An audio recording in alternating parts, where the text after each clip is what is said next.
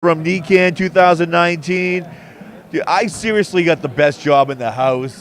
I mean, I'm sitting there having conversations with all the people I look up to, and look who comes through the door, Danny Danko. That's right. Yeah, it's a pleasure to be here. Thanks for having me. And yeah, it's a wonderful event. This is awesome. I mean, high times, man. Yeah, we've been around 45 years. It's been a long time coming. We've been pushing for this kind of situation, like I said, almost 50 years now. Really one of the first brand in cannabis, and also with a message, which we're achieving. We're getting there. You guys helped end the stigma.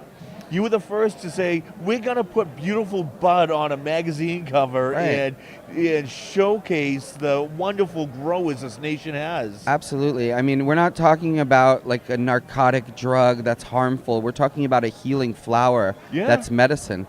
And that's the stigma that we've been dealing with for all these years, and it's really starting to change. I see it changing big time. And you're everywhere now. I mean, it's funny because I see this guy at every convention. I see him at sessions. I see him, you know what? But I've never been able to cross paths with you. So It's a pleasure to be here. And I mean, I've read your book.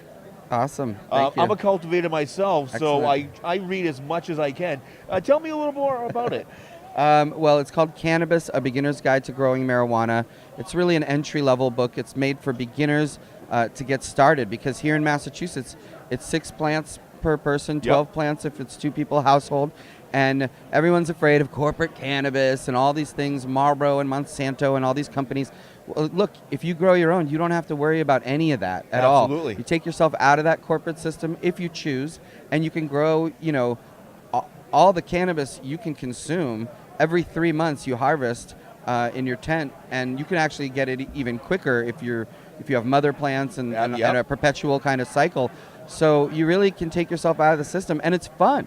Oh my God! You know what? I wake up every morning and have coffee with my plants. Yeah, it's legal and it's fun, and you know what? You know which strain you're going to be consuming. If it's for medical purposes, that's really important. Sure. And you know that if whether there were pesticides used, or whether it was overfed with too much nutrients and heavy metals and salts and all that in there, you decide and you make it as good as it could possibly be, and each time try to outdo yourself. You never have to worry about mids or stuff that's mass produced or not trimmed or cured properly. You do it all yourself, and like I said again, it's fun. For a medical patient, it's therapeutic to create your own medicine. It is. Well, they always show that as a point of therapy, gardening is one of the best things you can do for your soul. Absolutely. I mean, it helps boost your endorphins, and just having your hands in the dirt helps your immunity to things as well, because we lack that exposure these days to the soil, and the living soil is such an amazing thing with all the it's teeming with microbes and bacteria, beneficial bacteria, and worms, and all these things are all conspiring to make the soil better and to make the roots better, which makes the cannabis flower better. What's that old saying? The bigger the roots? Yeah, the bigger the fruit. There you go. So you were at Brookline the other day. I was. Just this morning, actually, was the first day of rec sales, adult use. I'm sorry, it was that was today. This morning. Yeah, this morning at 8:15 I was there. They opened the doors at 9 a.m. For the first sale, and that's where I grew up. Brookline is where I started smoking, So you growing. remember the bank when it was a bank? Absolutely, yeah. When I was a kid, it was a bank, and when I started growing and consuming cannabis, was all right there in that town. And it was amazing to see that there was the police that were there to protect us. Yeah. You know what I mean? Because we're peaceful cannabis consumers. We are not a problem for society. We are responsible adult users of a wonderful plant that will help enhance your life, and in many cases enrich and lengthen your life and make you happier. And in many cases, I've met people who it saves their life. Absolutely. Countless people. So it was really emotional for me and very personal to be there and witness that first legal sale. No medical card, no doctor's note, nothing like that. You just show ID that you're over 21 and buy the cannabis products that you want. Flower, concentrates, edibles, and inhalers, everything. That's great news. Maybe not edibles, but Yeah. I know they had like all kinds of different vape pens and Yeah. inhalers, tinctures, topicals. There's a little bit of And everything. they're here today, too. They're here this weekend. You That's can right. stop by the NETA booth Right. and learn some more information about them. Right. That's But, New England Treatment Access. Yeah. You've been all over the country. You've been to all the legal states. How do you compare Massachusetts to what maybe Colorado or California are doing? Well, I think that you guys got it right here. As long as you have your 6 plants or your 12 plants per household. Yep. That grow your own thing is very important. I think Massachusetts is also going to help pioneer social use, Sure. places where you can go and consume cannabis like people go to drink booze. Have you been to the Summit Lounge? I have been to the Summit Lounge, and if I lived anywhere near it, I'd be there every night. Well, you know what the best part of the Summit Lounge is?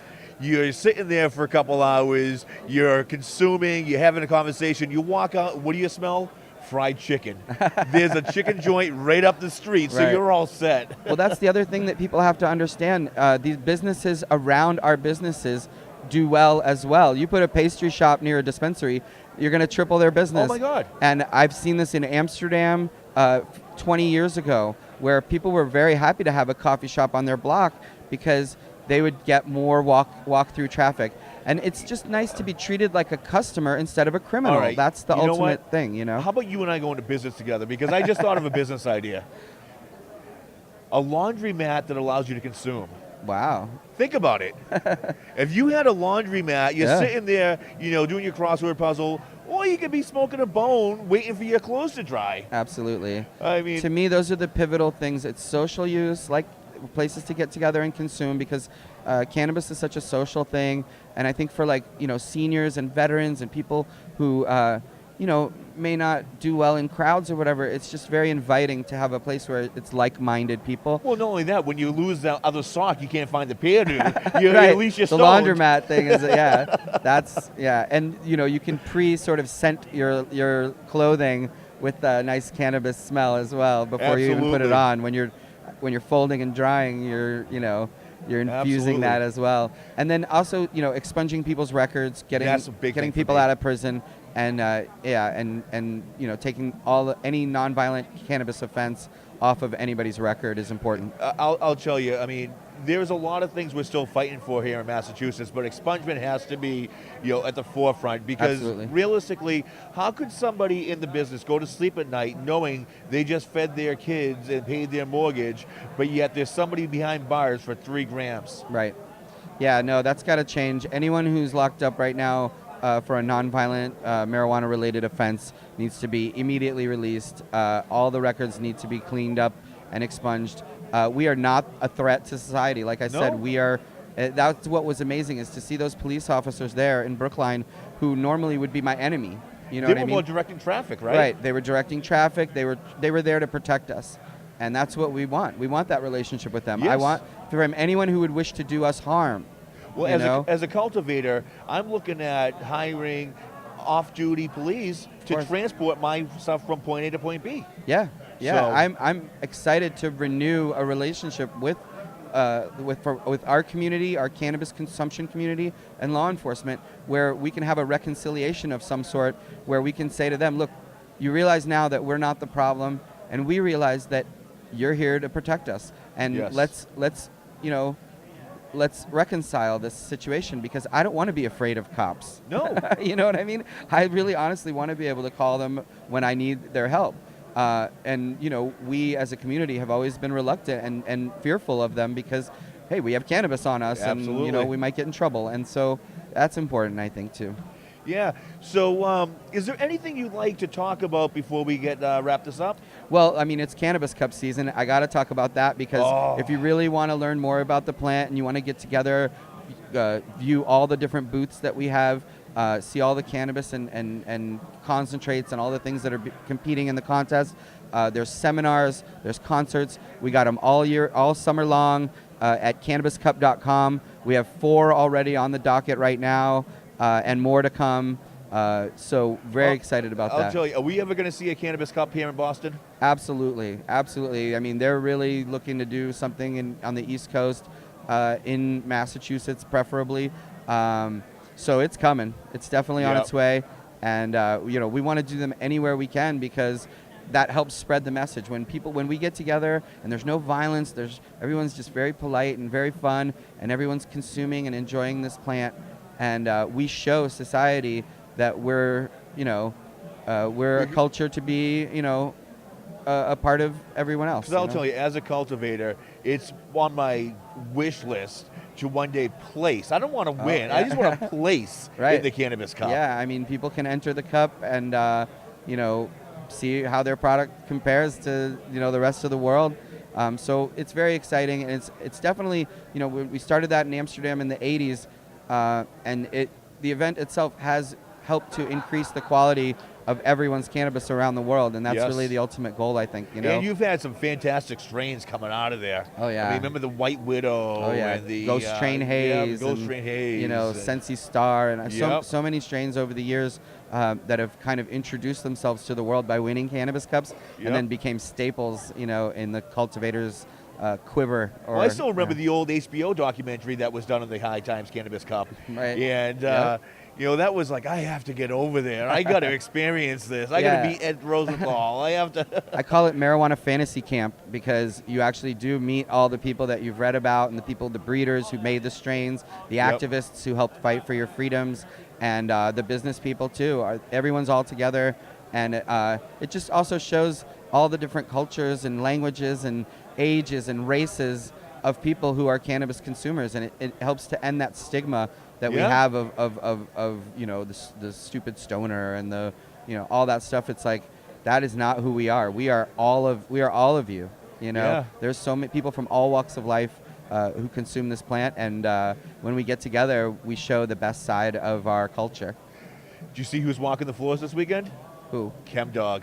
Oh yeah. Chemdog is an old friend. I've written up his grows and products in High Times for many years, and really the pride of Western Massachusetts, because that strain is now global, and it started right here in Yep. Western Mass. And so when you were asking me about Colorado and Cali as well, don't sleep on Oh, Massachusetts. no. Sour G. And Rhode Yeah, Island yep. and Maine and Vermont. Like the New England is a hotbed of cannabis production. And there's a lot of people doing a lot of interesting stuff with living soil and no-till agriculture and Yep. greenhouses that they can grow year-round in, even when it's 5 degrees outside. So Yep. it's really exciting what's happening here. And as more and more states come on board, we're due for a national change soon too, and the banking changes and all that.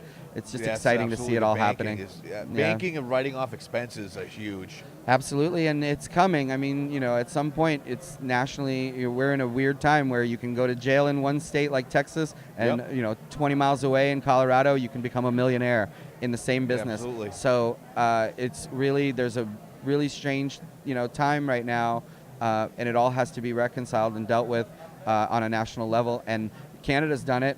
Mexico's Yep. done it. So we're sandwiched between two countries that have a head start. Hey, look at Portugal. Portugal legalized everything, Right. and they haven't fallen apart. But the Canadians they have the equity and the money to start buying up everything, and we haven't even jumped out of the starting gate, and they're already running down the track, purchasing and being global. Leviathan. They're Yeah. global, you know what I mean? So we need to get there as well, and that requires a federal change, I think. It's going to happen. Oh, All yeah. right, so we got to wrap this up. You have your book for sale here? I do. It's Cannabis, a beginner's guide to growing marijuana. It's for sale here. If you're viewing this and you can't get over here, it's on Amazon.com. And again, it's entry level for people. Anyone can get started growing their own, and that's what I'm all about, encouraging people to do that. Danny Danko, guys. This is Ed D'Souza coming at you from NECANN 2019. Again, tickets are available. We're here all weekend long. Come on down, say hi, stop by, say hi to Danny. Grab that book because it's valuable information in there. We got more guests coming up, so don't go away. Peace.